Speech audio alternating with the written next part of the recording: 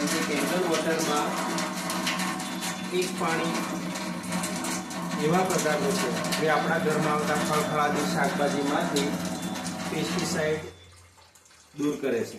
જે સ્વરૂપે પેસ્ટિસાઇડ હોય એ આપણા પાણીમાંથી એ દૂર કરે છે. તો આજે હું તમને એ પ્રક્રિયા કઈ રીતે થાય છે એ તમને બતાવું છું. તો એ જોશો. આપણે આજે 2 ગ્લાસમાં પતલું એક ઓઇલ નાખીએ છીએ. તલનો તેલ. તલનું તેલ એકદમ પતલું હોય છે. આપણે બંને ગ્લાસમાં છે ને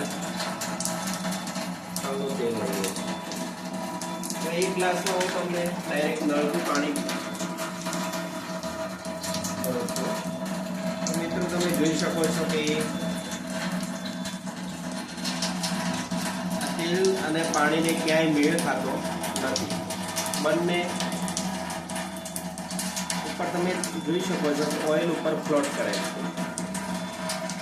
જ્યારે આપણે કેંગન મશીનમાંથી નીકળતું 11.5 pH પાણી માટે લાઈવ તમને હું ડેમો બતાવું છું.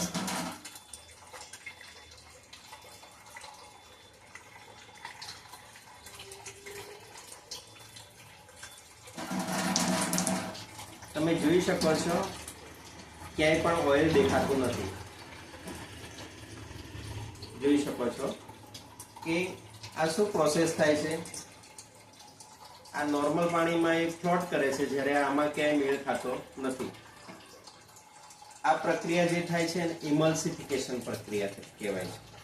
તો તમને એક લાઈવ એક વસ્તુ બતાવું છું કે મેં દ્રાક્ષને અડધો કલાક મેં 11.5 pH પાણીમાં રાખ્યું છે કેંગન વોટરમાં. હવે આ પાણી હું તમને બતાવું તો કઈ રીતે પેસ્ટિસાઇડ જે દૂર થતું હોય છે એ તમે આમાં જોઈ શકશો.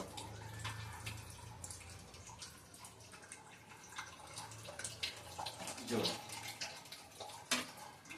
તમને આ દેખી શકાતું હશે કે નોર્મલ પાણીમાંથી જે પેસ્ટિસાઇડ જે હોય એ દૂર નથી થઈ શકતું.